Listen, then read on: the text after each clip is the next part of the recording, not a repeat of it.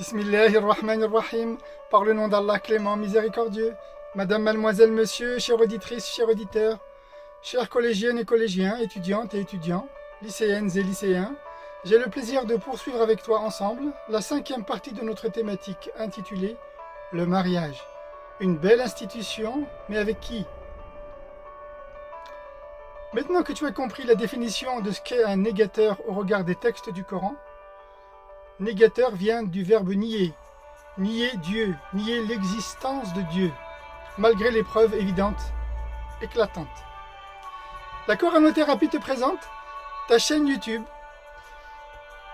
pour une école citoyenne, associative, pédagogique et participative. Ta première cyber-école en ligne intitulée Pacte, projet d'accompagnement corano-thérapeutique émancipatrice. École Pacte, projet d'accompagnement corano-thérapeutique émancipatrice. École familiale, gratuite, publique et à ciel ouvert.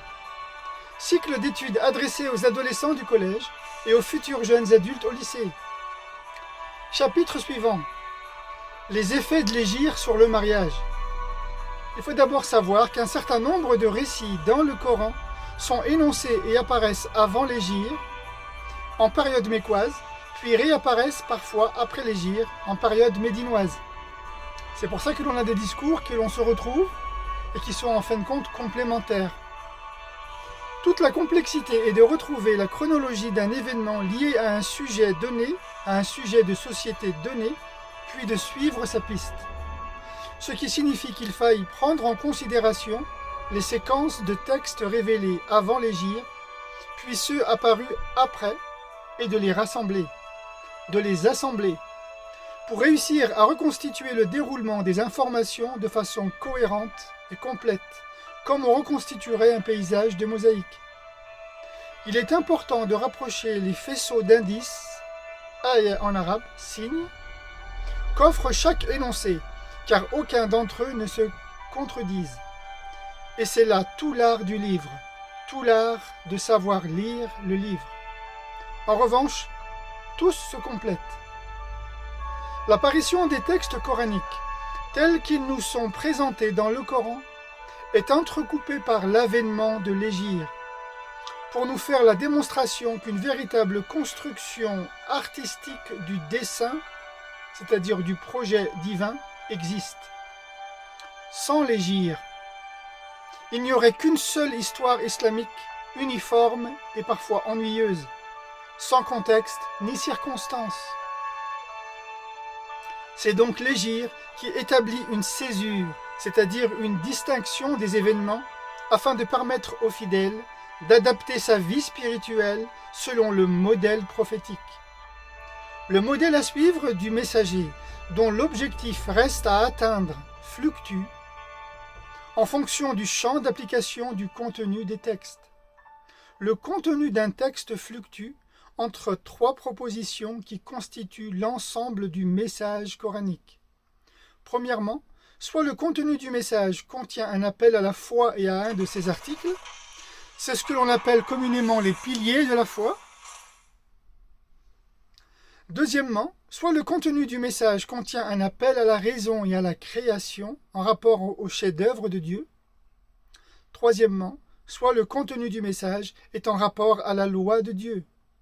Pour chacune de ces 3 propositions, il faut étudier si le champ d'application du texte en question peut-il être appliqué dans n'importe quel champ d'application, c'est-à-dire dans n'importe quelle société, ou si le texte en question est restreint dans son application et ne peut être appliqué que dans une société et non dans l'autre. Raison pour laquelle j'appelle ici société, j'espère que tu l'as compris, la société mécoise, allusion à une société païenne, idolâtre, associatrice, et à l'inverse, à la société médinoise, société de communauté de foi. Raison pour laquelle chaque sourate est rattachée à son champ d'application, soit la Mecque, soit Médine. Qui, en dehors des compagnons du prophète, pouvait nous le dire? Qui, en dehors des compagnons du prophète, tenait de source sûre cette information?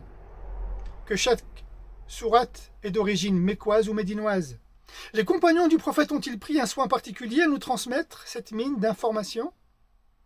Pourquoi alors les savants des textes ne l'utilisent pas? Pourquoi les savants d'aujourd'hui ne nous l'enseignent pas? Pourquoi cette information est capitale, puisqu'elle nous révèle dans quel contexte sociétal un texte et son contenu peut être appliqué? Est-ce que la loi divine est-elle révélée en priorité? Est-ce que la loi d'Allah a-t-elle été révélée au début de l'islam, au début de la révélation? C'est-à-dire au début des origines de la religion? Quant au contexte sociétal, comment celui-ci nous est-il apparu si ce n'est grâce à l'hégire? C'est bien grâce à l'hégire que le fidèle peut s'y retrouver pour être en mesure de pouvoir ou non appliquer le modèle du prophète à suivre. Modèle qui, je le rappelle, est applicable en fonction de son champ d'application. C'est la société donnée qui détermine donc le champ d'application d'un texte, raison pour laquelle le texte n'est révélé qu'en fonction de son contexte historique et géographique. En d'autres termes, le fidèle, le croyant, la croyante, est tenu d'appliquer le contenu d'un texte de loi que s'il est en capacité à le mettre en pratique. Raison pour laquelle chaque fidèle doit être en mesure de s'y retrouver pour vivre sa spiritualité en fonction des exigences de sa foi. Dieu peut-il révéler un ordre quelconque dans une société, en l'occurrence ici à la Mecque, si son contenu n'est pas applicable par les fidèles? Comment qualifierait-on notre Seigneur si celui-ci t'enjoint de mettre en pratique le contenu d'une loi qui n'est pas applicable dans ta société? Comprends-tu mieux à présent la raison d'étudier chaque contexte dans lequel la loi s'exprime? Parce que c'est le contexte qui fait descendre une loi et pas l'inverse. C'est-à-dire qu'une loi divine ne descend jamais sans raison, c'est-à-dire sans son contexte. Sinon cela reviendrait à traiter ton Seigneur d'incohérent, voire même d'injuste. Or le Coran ne contient ni incohérence, ni divergence, ni injustice.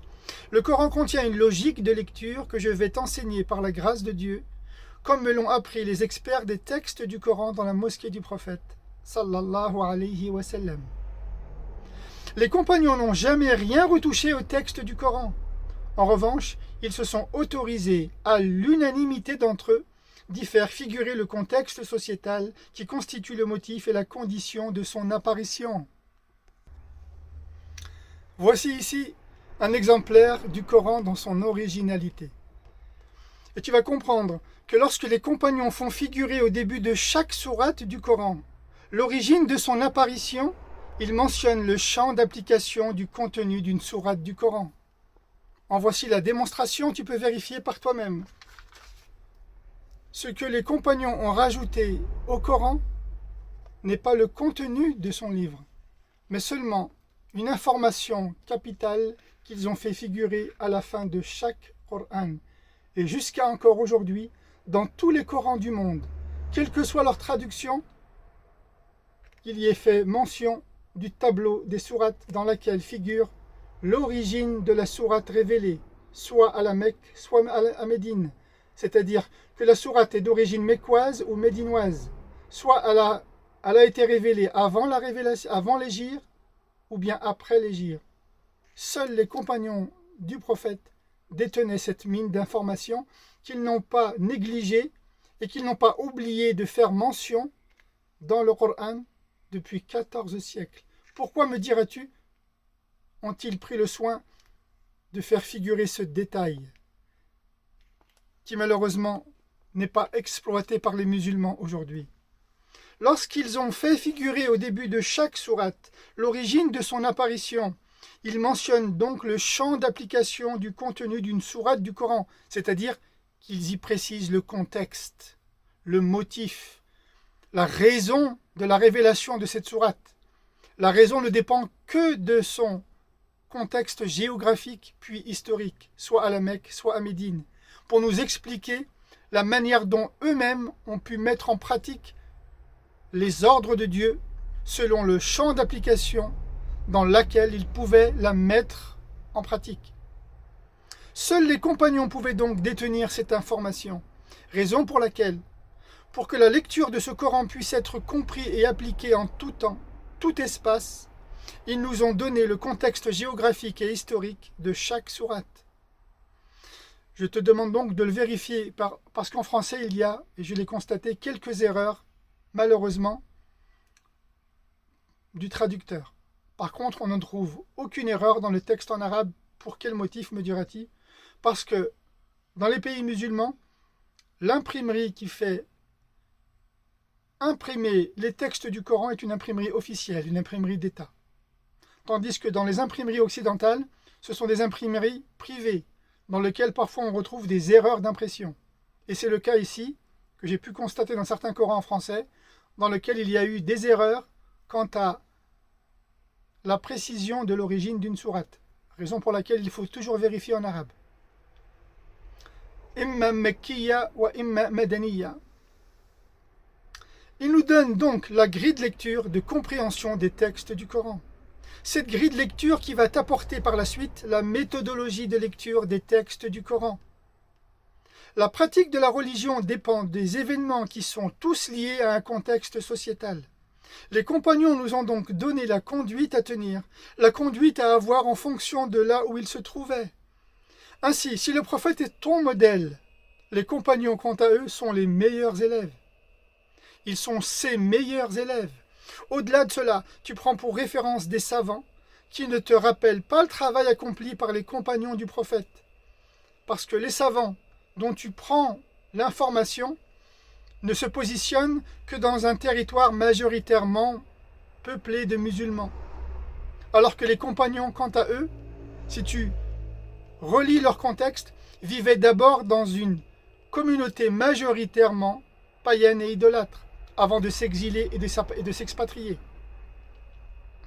Les savants contemporains se bornent à te dicter la loi, à te faire la dictée d'innombrables textes de loi, sans jamais t'expliquer dans quel contexte tu peux ou non la mettre en pratique, la pratiquer, l'appliquer.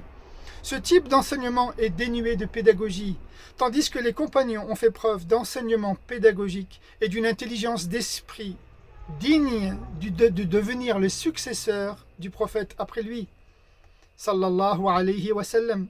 Quand je t'expliquais dans l'épisode précédent que l'histoire se répète et se reproduit inlassablement, car c'est Dieu qui le veut ainsi.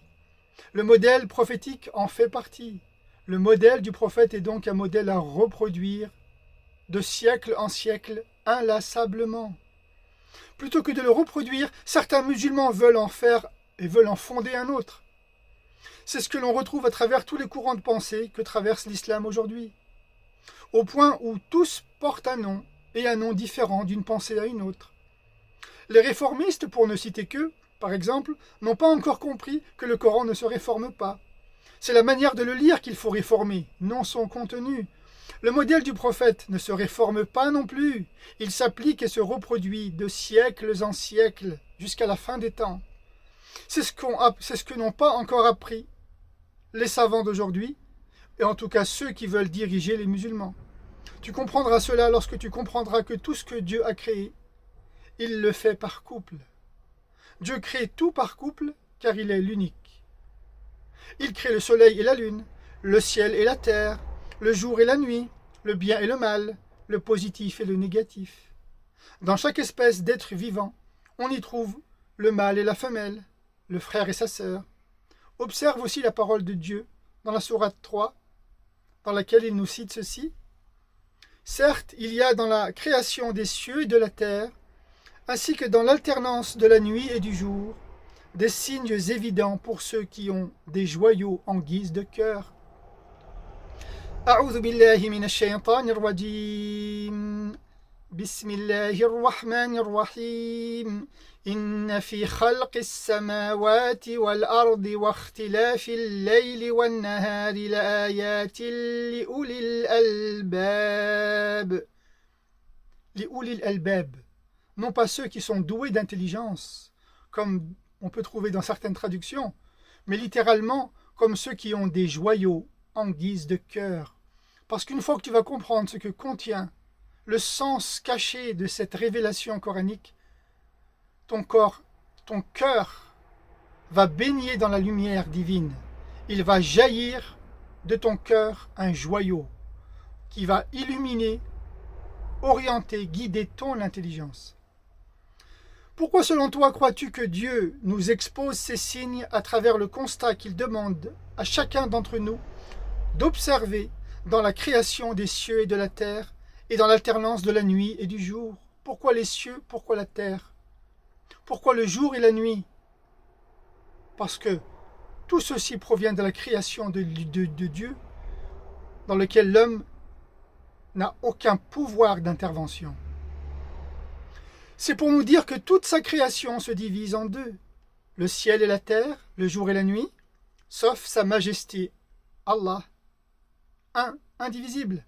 Il n'a ni enfant ni compagne, ni associé sur le trône, ni dans la gestion de la création des cieux, de la terre, de la nuit et du jour. Dieu nous montre que tout est divisible par une parité parfaite. Ton corps se divise dans une symétrie parfaite. Ton cerveau se divise dans une symétrie parfaite. Tu as 2 poumons, 2 reins, 2 bras, 2 jambes, 2 yeux, 2 narines, 2 oreilles, 2 mâchoires, 2 lèvres. Mais tu n'as qu'une langue et qu'un cœur pour vivre avec Dieu, pour Dieu et qu'en Dieu. Même le verbe de Dieu se divise en 2. Les signes coraniques dits catégoriques et d'autres plus subtils et nuancés.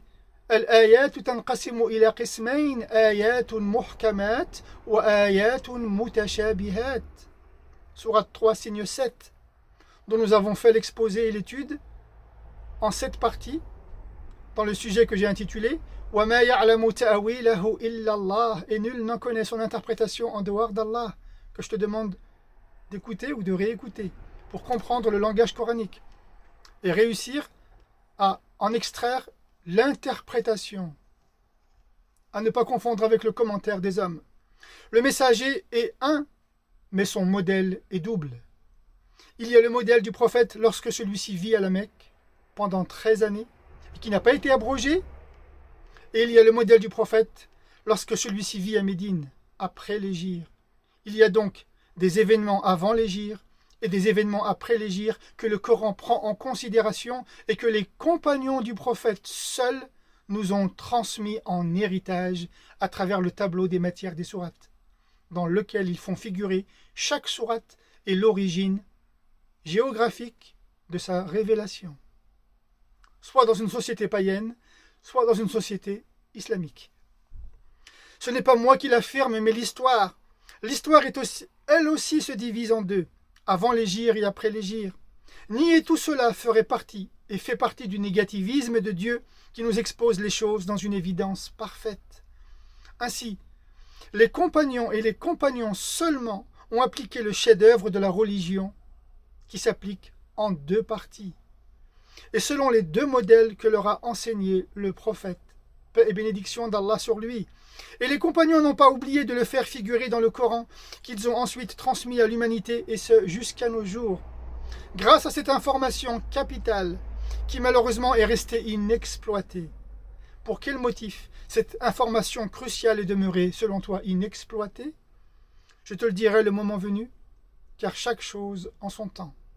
En revanche, si certains lecteurs ne visualisent pas l'étendue globale à l'intérieur de laquelle s'étend le message de l'islam, ceux-là ne retiendront que la dernière partie de la réalisation de son œuvre, c'est-à-dire la partie d'un ensemble de lois exclusivement juridiques et canoniques qui prend sa source édifiée dans la société exclusivement médinoise. Et c'est ce que l'on retrouve dans nos cités, dans nos banlieues, dans nos quartiers, dans lesquels un certain nombre de musulmans ne veulent appliquer que la loi, rien que la loi. Rien que la loi, toute la loi. L'absence de vision panoramique d'une lecture des textes prise dans toute l'étendue de la révélation empêche de réaliser et de comprendre que le champ d'application de ces lois est limité à son application. Et c'est le contexte sociétal qui définit l'application d'un texte coranique. Je répète, c'est le contexte sociétal qui définit l'application d'un texte coranique, puisque le texte coranique n'est révélé qu'en fonction du contexte sociétal. Raison pour laquelle la loi n'a jamais été révélée lorsque le prophète vivait à la Mecque. Et d'ailleurs, une de ses filles était mariée avec un païen idolâtre associateur, pendant même que le prophète vivait sa spiritualité à la Mecque. Et on en reviendra plus tard dans un prochain épisode. consacrés aux échanges et aux relations maritales conjugales entre les uns et les autres. Ce même contexte dépend du lieu géographique dans lequel les circonstances d'un texte prennent naissance. Et là encore, c'est l'hégire qu'il révèle. Conclusion. Le contenu du Coran qu'on appelle chez les historiens Vulgate, Codex, lors de la révélation mécoise, donc avant l'hégire, ne dénonce pas les liens maritaux et conjugaux entre individus de confessions différentes et mixtes, entre musulmans et non-musulmans. La révélation coranique de la période mécoise ne brise pas non plus les rapports familiaux dans la société païenne mécoise entre musulmans et non-musulmans.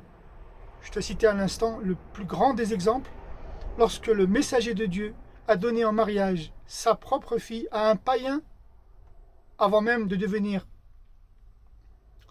prophète de l'islam, et pour laquelle il n'a jamais ordonné le divorce lorsqu'il vivait dans la période mécoise. Elle ne les interdit pas non plus. Vérifie par toi-même. Dans l'ensemble des sourates mécoises, il n'y est fait mention d'aucune loi concernant l'annulation des liens du mariage. Tu peux lire et relire toutes les sourates qui ont été révélées à la Mecque. Tu n'y décèleras jamais, au grand jamais, aucune loi légiférant quant au statut de la femme musulmane mariée avec un non-musulman. Vérifie par toi-même. Nous n'avons absolument aucune trace écrite, ni dans le Coran, ni dans la Sunna avant l'hégire, qui dirait l'inverse de ce que je suis en train de t'apprendre dans le présent exposé, et que je mets en évidence. À charge de vérifier par toi-même. La révélation à son commencement ne s'est pas préoccupée d'organiser une société musulmane structurée, ni d'ériger des codes religieux pour les opposer aux codes sociétaux dans la société idolâtre mécoise. Pour quelle raison, me diras-tu ? Tu vas bientôt le savoir, dans le prochain épisode certainement, mais avant prends-en acte. Et lorsque tu me cites, ne me cite et ne me fais surtout pas dire ce que je n'ai pas dit. Si tu me reprends exactement mes expressions comme je suis en train de te les présenter. Ne m'invente pas des dires, c'est-à-dire des propos que je n'ai pas dit. Raison pour laquelle relis cette étude, reprends cet exposé, réfléchis-le, médite-le, comprends-le et reprogramme l'évolution de ta mémoire. Sur ce, je te remercie pour ton écoute. J'espère avoir été clair durant cet exposé qui, je le constate et je le conçois, n'est pas forcément évident pour tout le monde.